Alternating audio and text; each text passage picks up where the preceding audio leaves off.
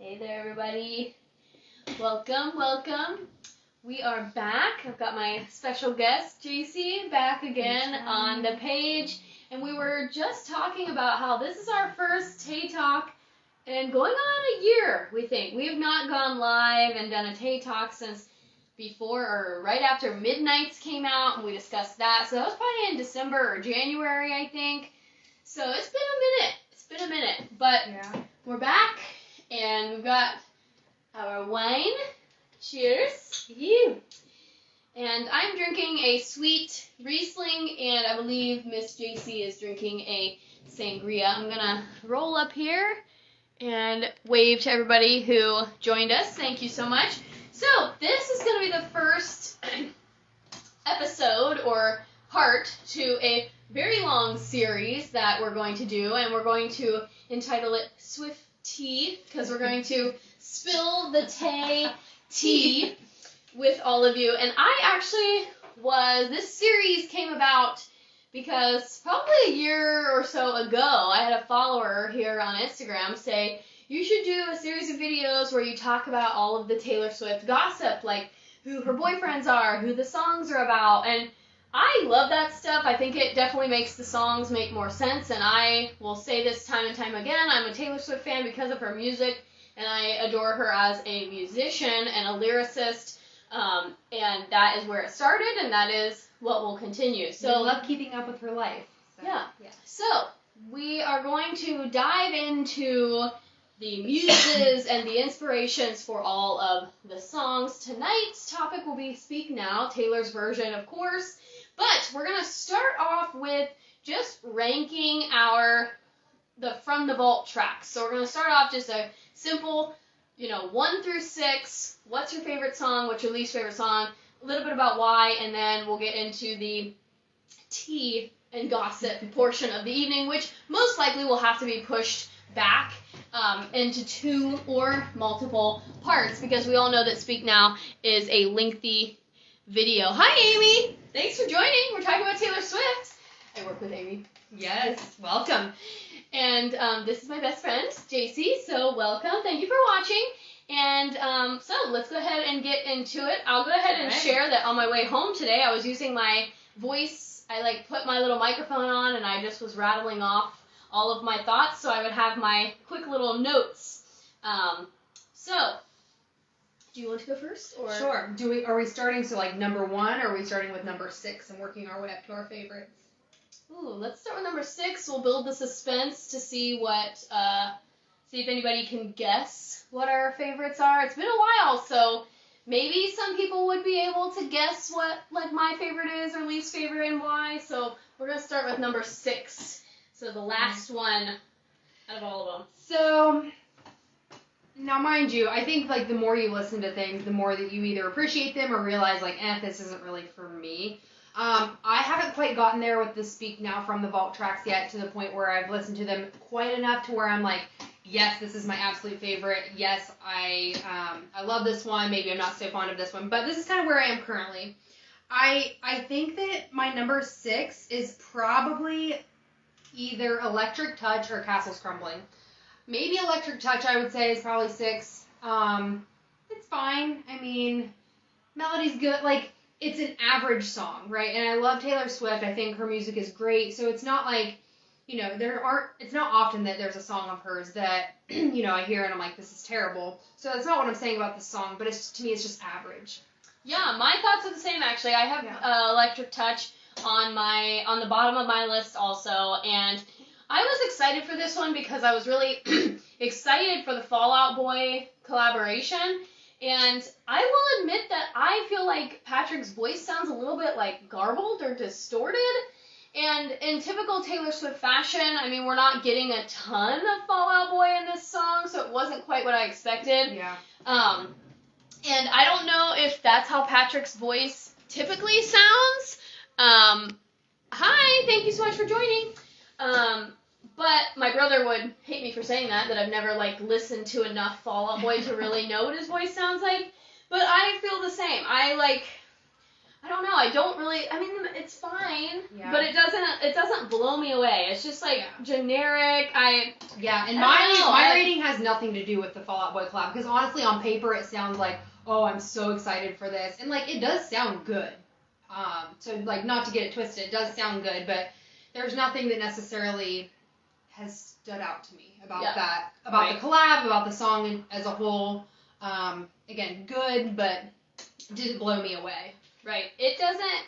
This one also, to me, I don't know. This does not quite feel like it fits the Speak Now vibe. I don't know. Like, something about the melody, it just seems like it's too happy, almost. And overall, like, I'm sure we'll talk about this in the second part of this video, but overall, I just feel like Speak Now is so sad. Like, most of the songs are sad, or like, you know, she's pining over somebody, or mourning the loss of something, and then we've got this, like, spark of hope about, like, oh, I see two headlights, it's my first time seeing you, blah, blah, blah. And I just feel like it doesn't quite fit. It fits more like a Fearless to me, or something. Yeah. I don't know. I think I would agree with that, Yeah, and we'll talk about this more with some of the other songs, but I am getting a little lost in this idea of the From the Vaults. Like, these are supposed to be songs that she wrote when she was 18 and 19, that just never were released. However, some of these tracks don't feel like that. I have thoughts about that exact same thing. Yeah, so I'm sure we're going to talk about it more, but this one is kind of one, like, I'm, like, iffy if it was or not. But there are some on this list of vault tracks that do not sound like they were written by 18 or 19-year-old Taylor Swift. They sound like they were written by 34-year-old Taylor Swift. Yeah. So let's move on to number 5. Okay. So we both had the same thoughts for that one, which is interesting, because normally we don't agree. We normally have completely different opposites. But I'll go ahead and do my next one. So for me, number 5 would be Timeless. I actually forgot that Timeless existed until we were doing our research for this video, and I was like, oh, I forgot about Timeless. But the other ones just stand out so much more to me that I was like, it has to go, like, right above Electric Touch. And it's not that there are parts of it that I like. I mean, this is kind of going into the Swiftie a little bit, but I've heard that this song and Mary's song are, like, sister songs, and she is...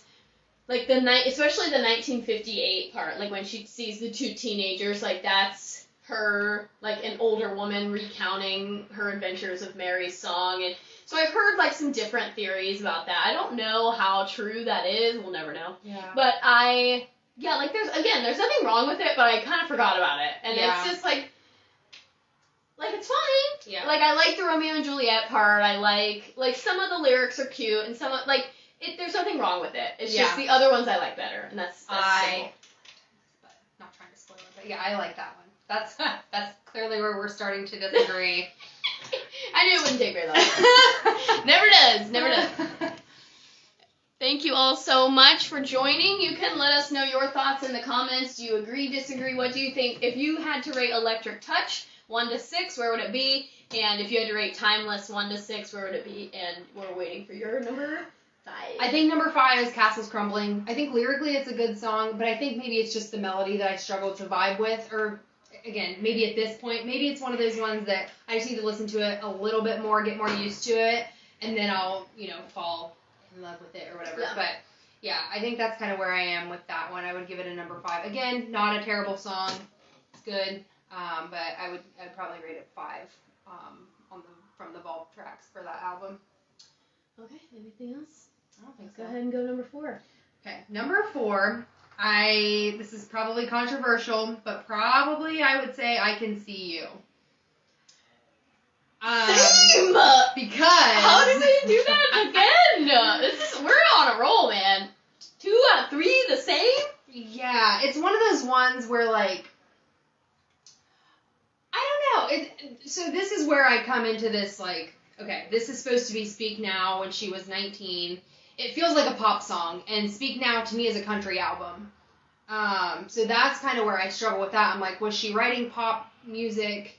Was she creating pop music back then? Because this is very poppy to me. And also, it's very much expressing sexual desire that, like, I don't feel like she was doing in her old country albums, really. And, like, Yeah, did you write this just now when you were in your 30s, or were you writing about this when you were 18, 19? Also, one thing I didn't really love was that, like, I mean, the music video, Taylor Lautner, he has re-entered our lives, love it.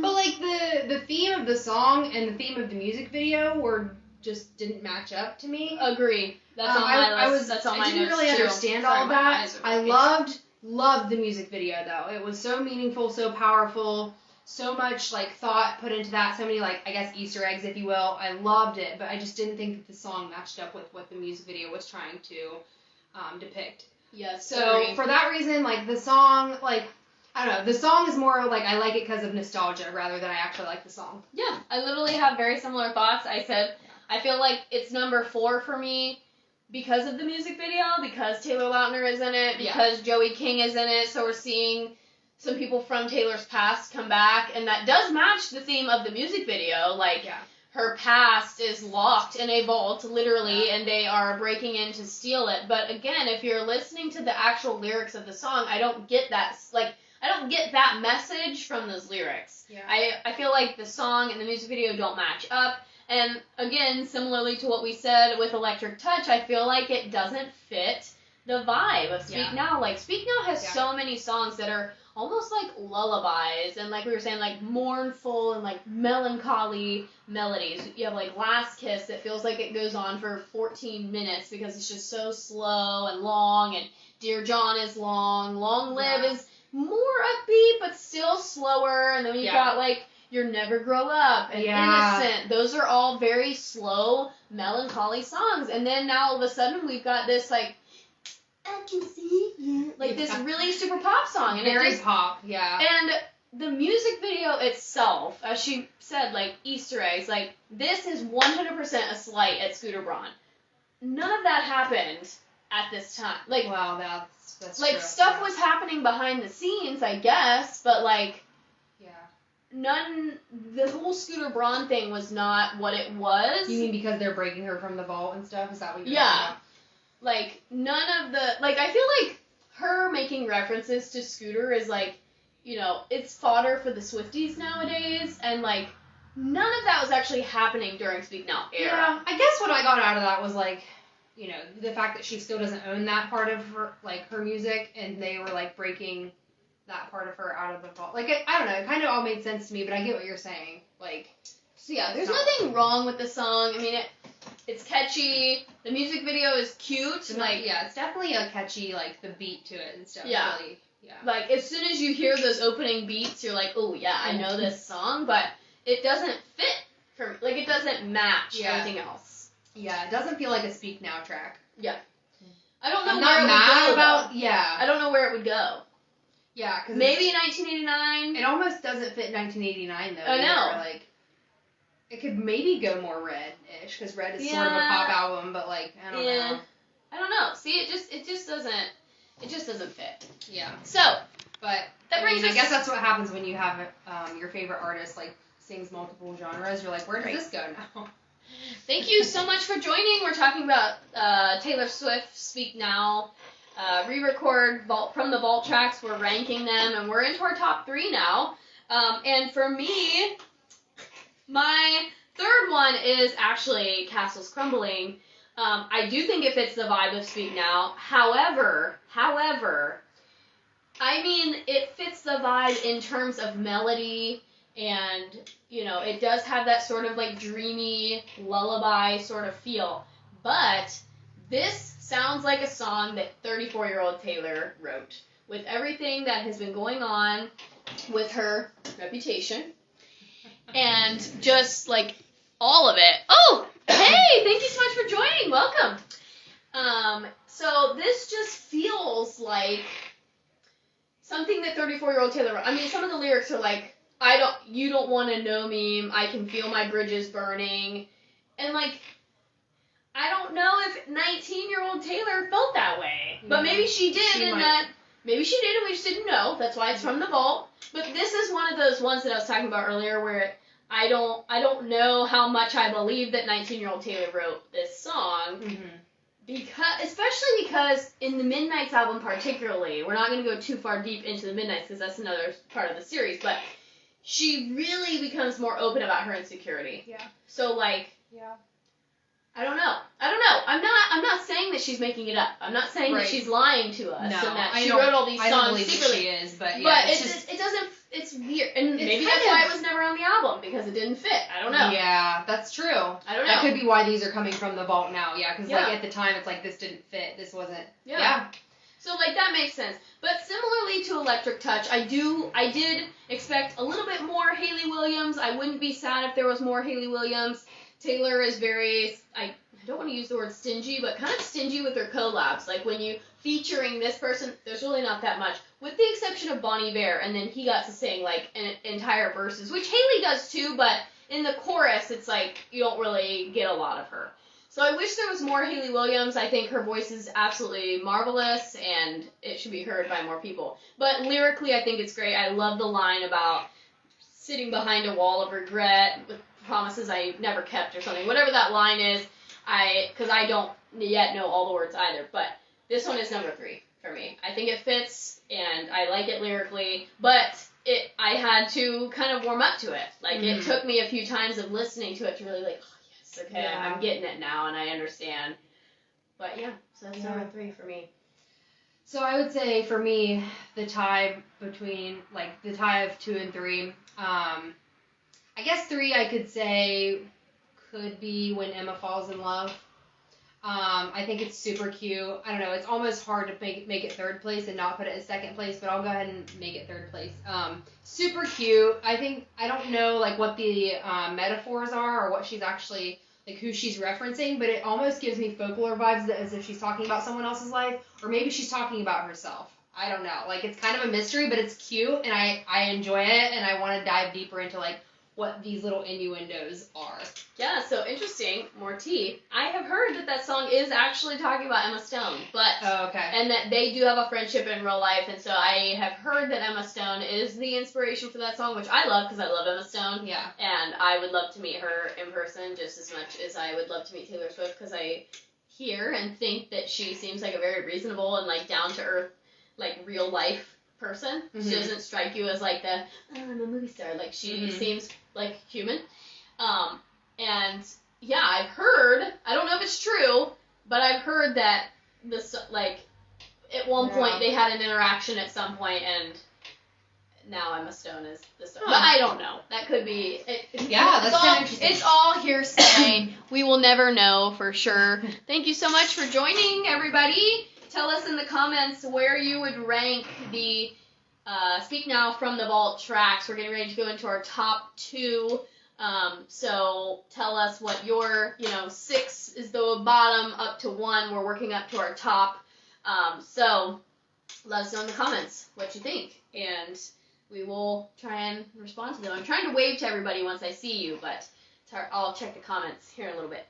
Okay, so that brings us to number 2. Is it your turn or my turn? I think it's my turn. So I guess I would say number 2 for me would be Timeless. Again, super cute, love the lyrics, and to me it feels like a Speak Now track. Yeah. Like, it definitely fits in. Not saying that they all have to fit in. Like, this is why they're from the vault, as we mentioned a second ago. But it definitely feels like it fits in with the album. It's super adorable. Love the lyrics. Love the melody. Very good song. Yeah. I almost feel like Timeless could have been a debut track. Like, it gives me debut vibes. I agree with that. That's what makes it feel like it doesn't fit Speak Now for me. It's a little bit too hopeful, I guess, for me. And I get debut vibes, but lyrically, now that you say that about debut, it does kind of have some debut vibes to it. But I think it overall fits in better than some of the other ones we mentioned previously. Yeah. On the wavelength of When Emma Falls in Love, that's my number 2. I think it's so cute. It's the one that gets stuck in my head. She's the kind of book line I just love, and I think it is. I think even if it really is not about Emma Stone, you could sing this song like about your best friend. Like this is a song written, and you could sing it about your best friend. Like you want, that boy better watch out, because she's gonna she's in it for keeps. She's in it for the long haul, and bad boys will be good boys. You know, like there's just so like you can just tell that it's from the heart, and she's just singing about her best friend, and it's just a cute song. It's very well done. This is the song, in case anybody didn't know, this is the song that told everybody that 1989 was coming next because of the line, she's so New York when she's in LA, and that's how everybody knew that she was going to release, or announce, not release, announce 1989 Taylor's version at the LA leg of the Eras Tour, because, you know, 1989 is all about New York. So, in case there's another piece of Swift tea for you. That's where that came from. Once she sang that, everybody was like, oh, that's it, she's gonna do 1989. I didn't realize that. That's funny, though. So we'll go ahead and go up to number 1. That leaves number 1 for both of us, so we agreed again.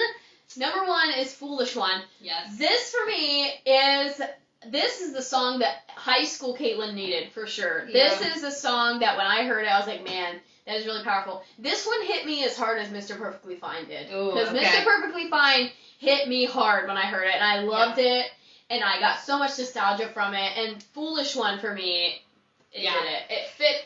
I do feel like it's a little bit more fearless. It's very old school Taylor Swift for me. Yeah. But overall, I just really, really like it.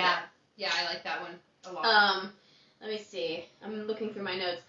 Matches the vibe. Really, it actually sounds like Taylor. Like, I know part of her reasoning for doing the re-records was because she has a more mature voice now, and there were some songs that when she recorded them, she didn't like how she sounded in her prepubescent, pre-adult years.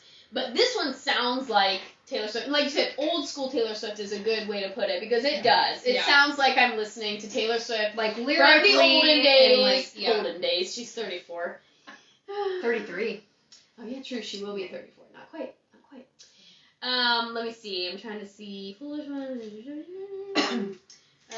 Looking through all my notes that I typed when I was driving. It's a lovely song. Like, just the lyrics, like her hopefulness, and then like feeling let down, and like just her expressing that like she does so well, and her also, voice. It's just explaining like the right person is coming. I think that's a very powerful message. I've been laughing at all the memes that are like me happily married listening to Speak Now Taylor's version.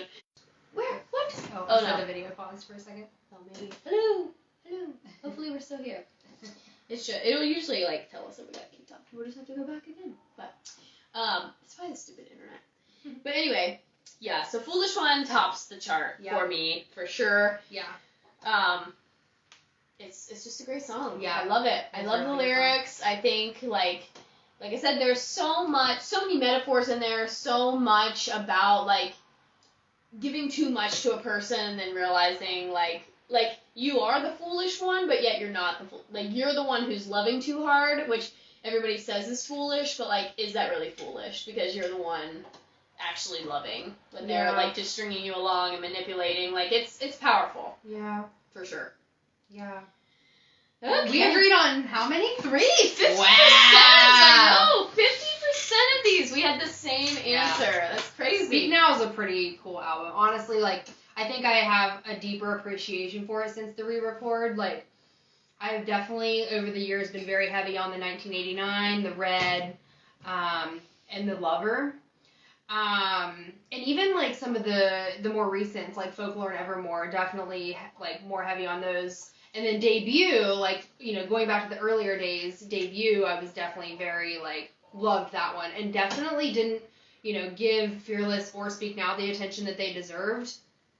But since the re-record, I definitely have a way stronger appreciation, because it's forced me to listen to it all over again and, like, remember how, like, gifted, like, she really, like, I already know how gifted she is, but, like, just this era is just really awesome.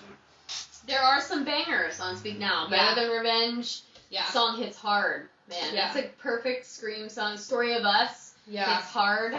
Haunted hits hard. Like, I would love to see her play Haunted on the piano. That is, like, on my bucket list one day. Maybe I'll get to see her play Haunted on the piano, because I just love it. But, on the flip side, there are songs that I love from Speak Now era, and then there are songs that I'm like, ugh.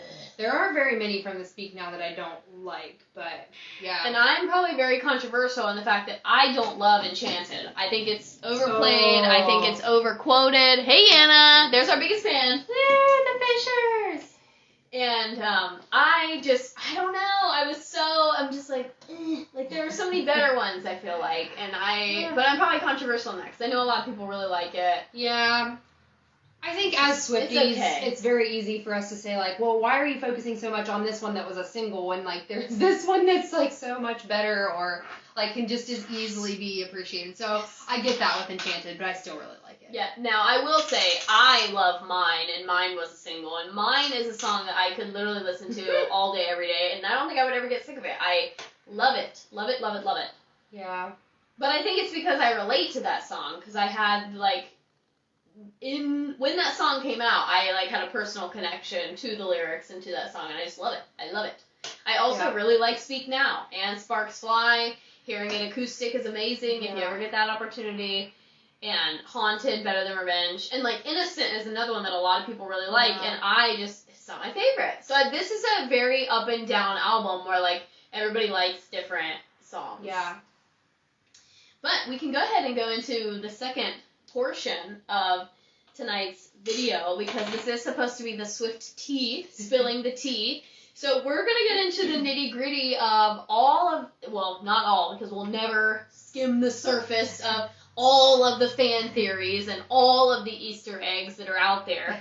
But we're going to dip our toe in that pool of gossip and all things inspirations and muses, and keeping in the new tradition of these videos, guys, I am going to cut us off at 10 o'clock because your girl has to work tomorrow, your other girl has to work tomorrow, and we want to go to bed. And it's hard to teach pre-K, little 3 and 4 year olds with 4 and 5 hours of sleep. So Sleeping Beauty needs her beauty sleep. Okay?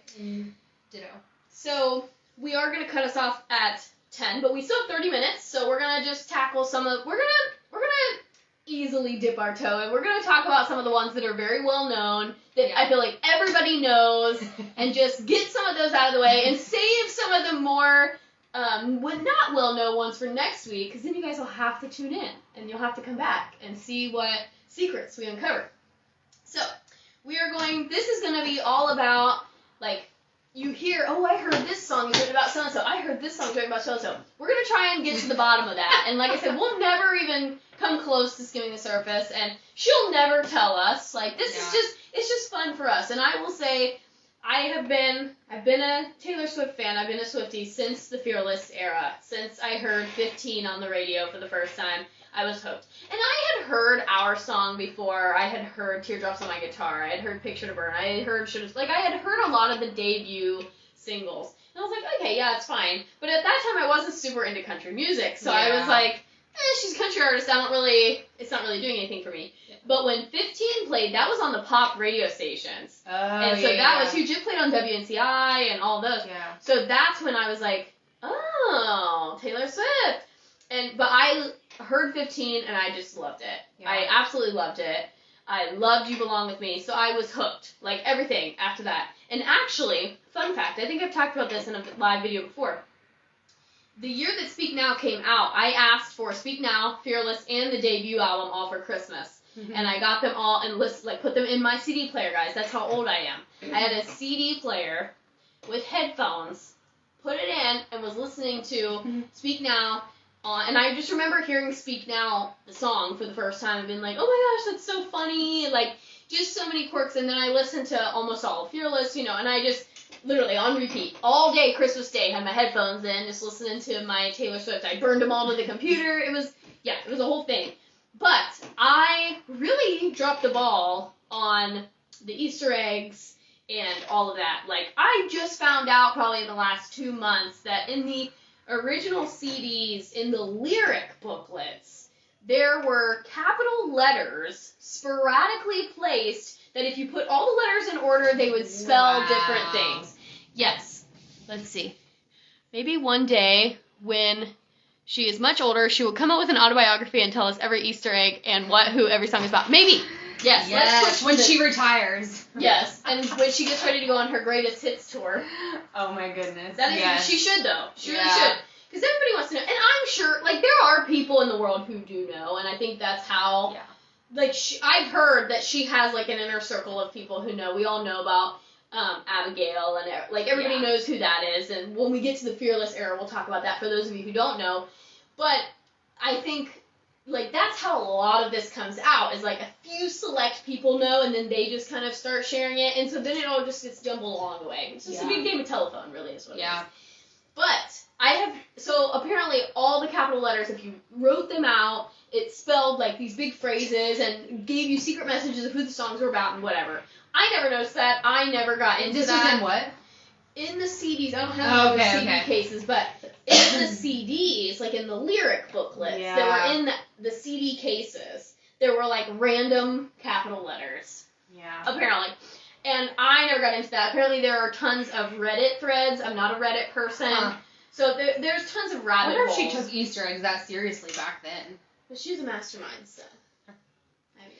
Yeah, true. I would say so. But I think it started off kind of as maybe like a little game, and then she saw how seriously people were taking it, that people were actually getting them, and so now she's, like, taking it 10 steps further, where almost every single thing she releases, people are, like, looking for the Easter eggs. Apparently, there were 13 Easter eggs in the Capital One commercial, everybody, so maybe we'll watch this commercial and try and find them all. That would be a good Tay Talk, also, another good topic, because when I heard that, I was like, how do people take a 2-minute commercial and find 13 hidden things? I just, y'all have a lot more time on your hands than I do, because I did not have time to watch that commercial enough times to find all 13 things, but anywho.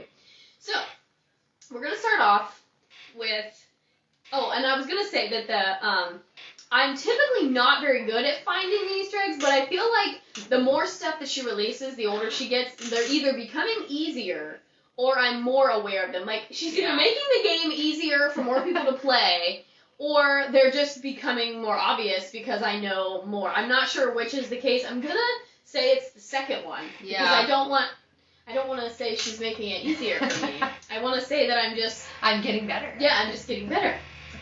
So, let's see. Oh, and I will admit that I'm not super up to date on the music video. So anything that is in a music video, we may or may not know. Let's see. I already talked about why we came up with this series. Sorry, these are all my notes. I'm trying to get all my points here. Okay. All right. So, I think that's it. All right. So, first off, we'll go ahead and start with, since we already kind of talked about I Can See You. And there are tons of Easter eggs in that music video alone. So, in the music video, in one of the cases, in I Can See You, there is a white dress with a little blue sash. Mm-hmm. And Joey King wore that dress in another music video, but now I won't be able to tell you which one it was, because I forget. Oh, yeah. Is it Mean? Maybe. Yeah, that sounds right. I was going to say that, actually. Yeah.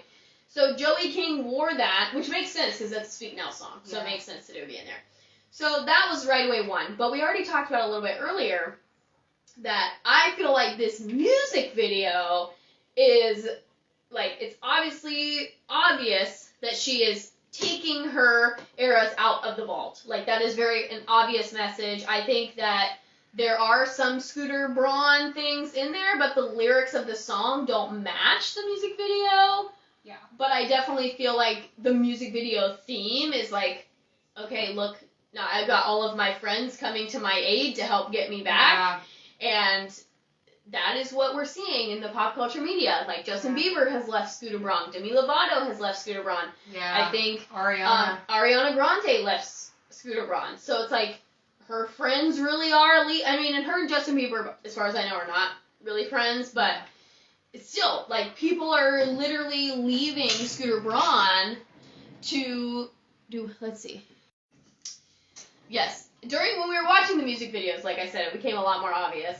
But, so that's I Can See You, and Taylor Lautner was in the I Can See You music video, and he is a big, pivotal person in the Speak Now era. Yes. So, I think we just have to start there, and we have to start with Taylor Lautner, because I think if you like, if you're just an outsider, don't really know or follow it, you're gonna be You like, still know, probably. yeah, like, oh, Taylor Lautner is in I Can See You Now music video. Okay, cool. Taylor Lautner was at the Eras Tour. Lots of celebrities are at the Eras Tour. I saw Channing Tatum was there. Like, lots of people are at the Eras Tour.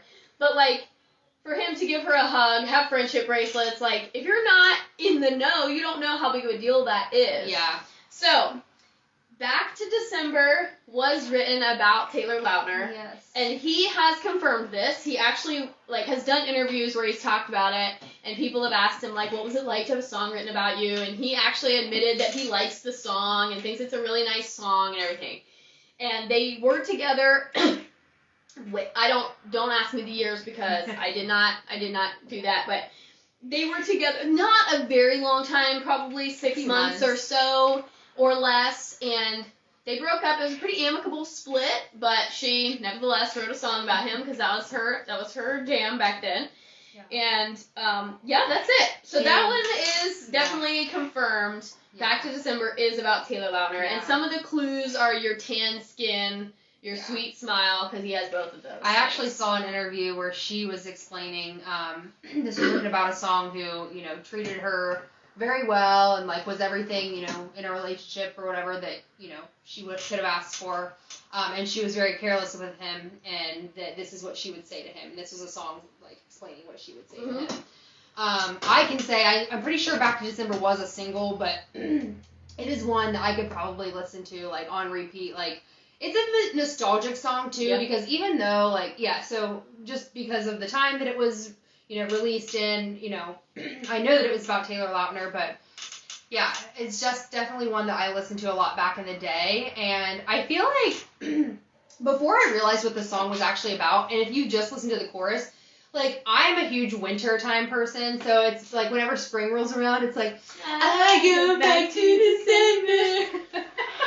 So, I like it for that reason, too. It's fun to, like, reminisce on Christmas time in December. So I love the that September night, the first time you ever saw me cry. Yeah, and I just recently realized, like, I had a light bulb moment, that was referring to the VMAs when Kanye came on stage and, like, did what he did. Good. Yeah, so whenever that September night was when the VMAs happened, and her and Taylor Lautner were dating, and he was actually on stage standing behind her whenever that thing happened when Kanye came on stage and said, oh, well, Beyonce had the best video of all time, blah, blah, blah. This is when she won for You Belong With Me. Like, Taylor had won, and Kanye came and did the whole where he steals the mic and whatever. And I recently learned that line saying that when you held me in your arms that September night, the first time you ever saw me cry, that September night was after that stuff with Kanye happened and he held her while she cried. I know. It's so like, cute. how did I not realize that before? It's so cute. And then, not to mention the fact that at that time, Taylor Lautner was pretty big britches at that time. I mean, this is the Twilight era, everybody. So, Jacob Black and Taylor Swift together, like, it was just a match made in heaven. And now they're best friends, like, I wouldn't say best friends, but they're definitely amicable, civil, very good friends in real life. His wife, whose name is Taylor, is also a good friend of Taylor Swift's, and they went to the concert, and they, like, have no hard feelings amongst any of them. So, it's just a very nice, like, civil relationship. We all love Taylor Lautner. Earlier this summer when, like, the I Can See You music video was released and, like, Back to December re-record was released, like, I definitely listened to it and, like, I just ate all of that up. Like, he has re-entered our lives. So cool. Yeah. Full circle. Like, seeing them be friends. It's just so sweet, so cute. Love it so much. Yes. And like I said, we just rewatched the Twilight series and I was like, man, Taylor Lautner was it in that moment. Like, he was just... Alright, so now we'll just keep with the obvious. Dear John, if you don't know, you're about to know. The song is called Dear John. Yeah. This song is written about John Mayer, and there are several lines in the song that reference their relationship specifically. You know, she repeats a line about, I can't quote it right now, but if I, like, sit here for 5 minutes, I can think of it, but, you know, I guess 19 was too young, or, right, too young? Yeah, too young to be messed with. Yeah, too young to be messed with. And at the time, we just did this math, too, John Mayer was 32 at the time, and she was 19, so 13 years older than her. there we go, 13. So yeah, that she repeats that line over and over again, and this is her letter to him in the form of a song. And But I thought it was really cool how on her tour, when she played that as her surprise song, she kind of prefaced by saying, like, this is something I wrote when I was a teenager, you know, something along those lines, like, you know, I don't care about what happened back then, I just care about the music that I made, and I'm very proud of this song, so that's why I'm playing it, like, please don't feel the need to go on the internet and, like, defend me and get, you know, start raging, or, like, she does not want people to hate John. Yeah. She's trying to, like, appease. Never said anything about Jake, though. She never said that. Jake is okay, but yeah. Jake is okay to not like. But John Mayer, she doesn't want you to hate him, so if you didn't know that Dear John from Speak Now is written about John Mayer, it is. And I'm going to lead into the next one, which is actually Innocent. Mm-hmm. And there are a couple different theories that I've heard about this song. Oh. Originally, I'll tell you my original theory. So when I first heard the song, I thought it was about Kanye West. Yeah, I thought that's what it was about. Because I think Kanye West was 32 at the time of the whole VMA thing. And 32 still growing up now. She's just referencing just referencing his immaturity. But upon further review, I'm wondering if Innocent is also written about John Mayer. Because he was 32. Yeah. 32, still growing up now. You're still so innocent. But I feel like, I don't know. See, but there is Kanye West did say something later, and like, oh, you always play the victim. Like, that phrase came from Kanye, and like, you're still so innocent. Like, he accused Taylor of like being innocent. So like, maybe. Yeah, I guess I saw it as like, and I could be totally wrong, just my own speculation. I thought it was directed at Kanye West, but it was almost like her, like, pointing out what he had done wrong, but still having some kind of grace with him. Like, it's okay, life is a tough crowd, 32, you're, like, still throwing some shade, I guess, but, like, who you are is not what you did, you're still an innocent, and, like, she's upset about what happened, but she's saying, like, you know, who you are is not what you did, right. Like, she's still, like, being kind of, like, merciful with him. But, that's why I'm saying it could be about John, too. Because he was also 32, and now, like, looking back, she's able to reflect and say, like, I understand that, like, I don't know. Yeah. So there are two possible theories. So if you're watching this video and know which way it is, one way, because when I first heard the song, I thought it was Kanye. Mm-hmm. And I was, like, very set in that. And then I just listened to it, like, when Speak Now, Taylor's version, the re-record was done, and I was like, oh my gosh, like, this song could be written about John Mayer because he was also 32. Yeah.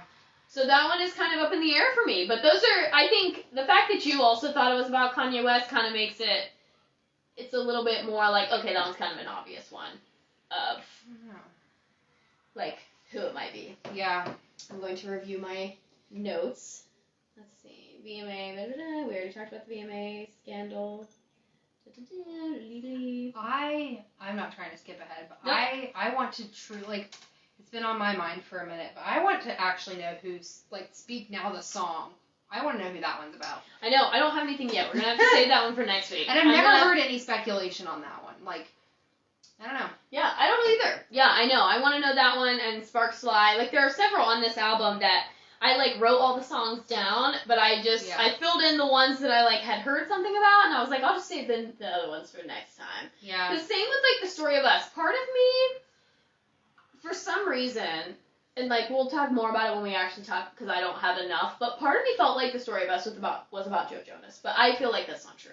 Because by that time, they were already... That one wasn't about the guy that she dated in the You Belong With Me video. Lucas, is that his name? From Hannah Montana movie? Yeah. That one wasn't about him. I don't know. I have no idea. We're going to have to find out. I have no clue. We're going to have to put that one to next week. Did she write a song about him? Maybe she didn't. I don't know. Okay. Uh-huh. What is his name? Lucas Till? Till. Yeah, that's right. Yeah, he was in the Hannah Montana movie. Yeah. Love that movie. I know, it's so good. Oh. One of my top favorites, actually. Wow. Mm-hmm. Nice. Okay, so let's talk about, let's talk about me. So I don't know the guy's name. I'm sure it's out there somewhere. However, Mean was written about a reporter who wrote an article about Taylor Swift saying that she couldn't sing, or saying that she sounded bad. He heard her singing like at an award show or something on TV, and he didn't like it, so he wrote a review in a magazine about her singing. I never was sure who that one was about. Like, I always felt like that one could have been, like, partly about Kanye, but also partly about the general public, because I've always been hung up on the line where she says, like, roaming on about how I can't sing, but all you are is mean. Like, people were saying at one point in time that she can't sing live or something like that, which is not true. I've been to her concerts. But when I heard that line, I'm like, okay, she's talking about, like, just general people who are, like, hating on her. But then I'm like, part of me feels like some of it, like, certain lines could be about Kanye, though, too. So I'm like, maybe that one has nothing to do with Kanye. Maybe it has something to do with this guy. I've never heard about this guy. Yes, I don't know his name. I know that it's like he's not really well known, but he wrote an article, and that's why in the music video at one point, somebody is in a bar watching her on TV, because that was kind of what happened. Like, he had heard her, he was, like, at a bar watching her sing on TV, and then he wrote about it in an article, and he said, like, she can't sing, she's not any good, whatever, and that's where several of the lines come from. Drunk and grumbling on about, so that's where that came from. And I do know that is true, because when we were working on our other project, I looked it up for that. And I was like, oh, okay. So that one I do know is true. So Mean, as far as I can find on the interwebs, it's written, like, it was her response to a bad review that she got because of something. I heard the story of us was about John Mayer. I heard the same thing about Mean with the reporter guy. I've never heard that story. Who was that? That was Anna. And I heard The Innocent is about Kanye. Yep. Yeah, interesting. Yeah. I'm learning. Yes, and we have about 10 more minutes. I'm going to throw this out there. I have heard that Enchanted is actually written about Jake Gyllenhaal. But then... Yes, I know. But if you think about it, I was enchanted to meet you, and if you listen to the lyrics, it's like the events line up. She's like, I don't even remember that. I don't really remember the lyrics because I'm not thinking about it right now. But I've heard that song was about him and, like, how they met. And then all of Red is, like, how he trashed her and is terrible. Yeah. Either Enchanted or Last Kiss. One of those two I've heard is definitely about Jake Gyllenhaal. Yeah. So we're going to have to dive more into that one next time. But I've heard a rumor. The rumor mills have churned that Enchanted is also written about Jake Gyllenhaal. That one was kind of the start of all of it. That kind of makes me sad. Because the Speak Now time of Taylor's life was tumultuous. Yeah. Like, it was pretty revolving door of men, kind of. Think about it, though, because it's like, Taylor Lautner, like, he gets the apology song, and then Dear John happens. And then she's not an apology. That is, like, full-on shade throwing. But then after she, ended things with Taylor, then she obviously started and ended things with John, and then was, like, starting something with Jake, all in the same album? I think so. Okay. Yeah. I'm trying to think of when that era, like, when that album was, like, all written and when it all came together and was released. Like, 18 to 20, I think she said, right? Yeah. So I guess that does make sense. The time frame does kind of match up with that. Yeah. It's interesting, though, that, like, for as awful as, like, John Mayer was, that he didn't get a whole album. Like, he got maybe a couple of songs, and Jake Gyllenhaal, like, I'm not saying that what Jake Gyllenhaal, like, I'm not saying that he was great by any means, but, like, he got a good... Pretty much a whole album. And, like, John Mayer got, like, one song. Yeah, but maybe she just felt like she really poured her heart out into that one song that she... We're only talking about Speak Now tonight, but John Mayer does get some other songs down the line. Exactly. So she that. Yeah. But to me, John Mayer is worse than Jake. I don't know. See, I don't know. They're kind of like... I think they're kind of equal, and I would love to know, like, John Mayer's responses to things. Jake Gyllenhaal doesn't really have any responses. Yeah. Really, he doesn't really have any public responses to any of it, the songs, none of it. But John Mayer, I feel like somewhere John Mayer was like, she's just a dumb kid or something gave some sort of public response. Don't quote me. I'm not saying that's true. I think I read something like that. Like that he said that's a total abuse of your the talent that she has. He was always so quick to compliment how talented she was and like how she's Taylor Swift and she's like blah, blah, blah, blah, like they actually did a song together. I think I maybe heard about that. But yeah, like he was always talking her up and he always really believed. That's John Mayer and Taylor Swift. Okay. Yeah. But he believed that she was like so great and like. Then after she wrote the song about him, he was like, oh, that's totally, like, using your talent, using how gifted you are for bad or something like that. You're infamous now, John Mayer. Like, you're notorious and infamous in the world. Then he wrote a song in response. He did. But I don't know what it's called, but... Paper Dolls? Is that what it's called? Yeah. I've only listened to it, I think, maybe once or something. Yes, you're right. So he wrote a song in response to that. So he definitely does respond to her stuff. But yeah, Jake a little bit more publicly. Like his Instagram comments are like turned off, I think. Poor Jake. I mean, at some point you do have to go back for the guy. He was getting there was one day she went down a rabbit hole, like Jake Gyllenhaal's Instagram comments. Where's the scarf, Jake? And some of them were nasty. Some of them really were nasty. Yeah. And at some point, get over your I just want to look at some of these people and be like, it's okay for Tay to still feel hurt over it. But yeah, he didn't hurt you. He didn't steal your scarf. Yeah, being nasty about it. Move on. It's one thing. Just let him live his life. Poor Jake. I mean, we hate you, but at the same time, I don't actually hate you.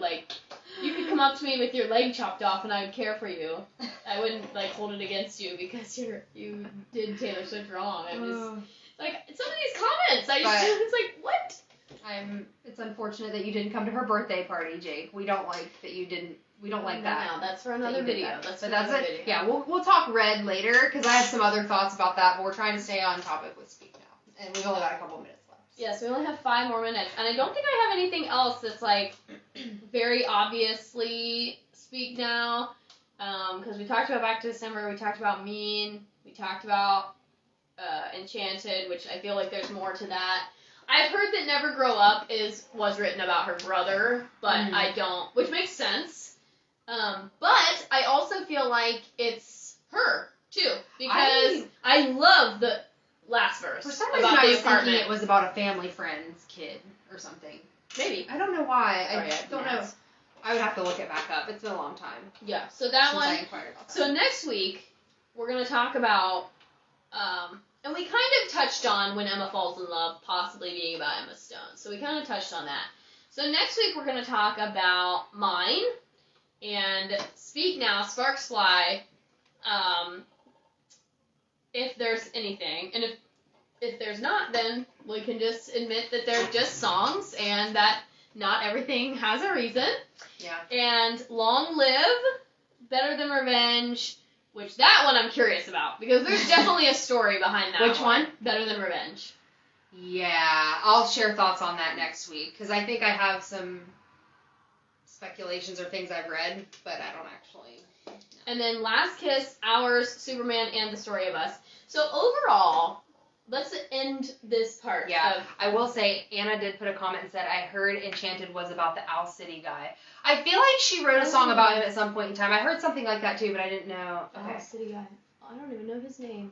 Poor guy. I don't know his name either, but I know who you're talking about. Owl City, because Owl City is just one guy with right. piano. Yeah. But let's end tonight's portion. We will be back next week for Taylor Swift Speak Now, Taylor's version re-record, Swiftie, and same time, same place, right here, 9 o'clock, and we're going to talk about all those songs. But let's wrap tonight up. We have just 3 more minutes. Overall thoughts of Speak Now, Taylor's version. If you had to give overall thoughts. I love it. I think really what drew me in the most was the Taylor Lavender stuff, I think, because, like you said, he's a pivotal person in this era. So that really, drew me back to it in a really special way. And also, like I said, just the re-records in general, it just forced me to listen to the album again. I'm very pleased. I like the From the Vault. I think it was really fun getting to rate them and listen to them, and I have some new songs that I like to listen to. So overall, I'm pretty pleased. Yeah. All right.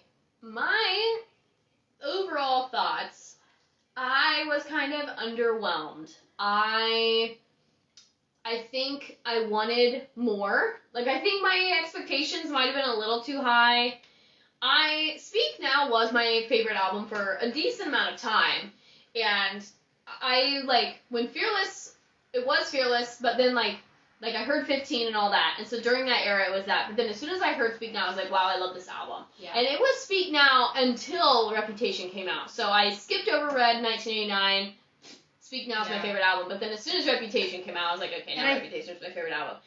But listening to it again, I was like, I just feel like I'm listening to Speak Now. I didn't get anything different. Whereas with Fearless, I had, like, the first time I heard those opening beats of Fearless, I was like I had, like, a guttural reaction and, like, this, like, nostalgia just overwhelmed me. And I didn't get that with Speak Now. I was just kind of like, yep, this is Speak Now. And I am salty that if this was a movie, was not on the CD, because I am not a digital media person. I like to have the physical CDs. And if this was a movie, it's one of my favorite Speak Now songs, and it is nowhere to be found. And I hear it's on Apple Music, but it wasn't on the CD, and I am just floored by that. And so I'm kind of just like, oh, if you're not even going to put if this was a movie on there, then why? Why do it? You should put Superman on there. So why not? Like, Superman is a song that I don't even know that well, and I'm just like, you put that one on there, but you didn't put if this was a movie? And I'm just kind of salty about it. Yeah.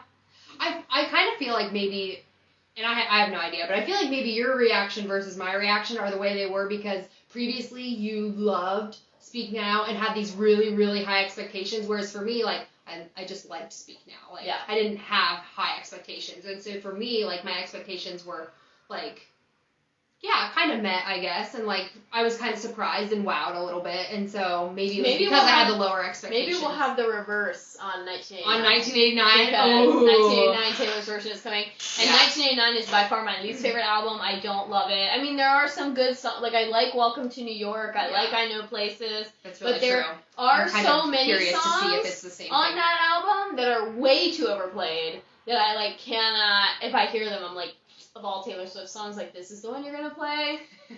So maybe we'll have the flip-flop reaction where, like, the Taylor's version will just blow me away. I'll do a K-Talk after that one, for sure. Oh, yeah, for sure. Well, we're gonna lead up to, we're, like, gonna do all of these, our Swifties series, and try and get all of the stuff that's already been done out of the way, so that way when 1989 Taylor's version comes out, we can just talk about that one, and maybe we can do our Easter egg, the Capital One Easter eggs, and go back. And Lucas told us we need to do a music video, like, go and talk about all the music videos, since obviously we missed their prime.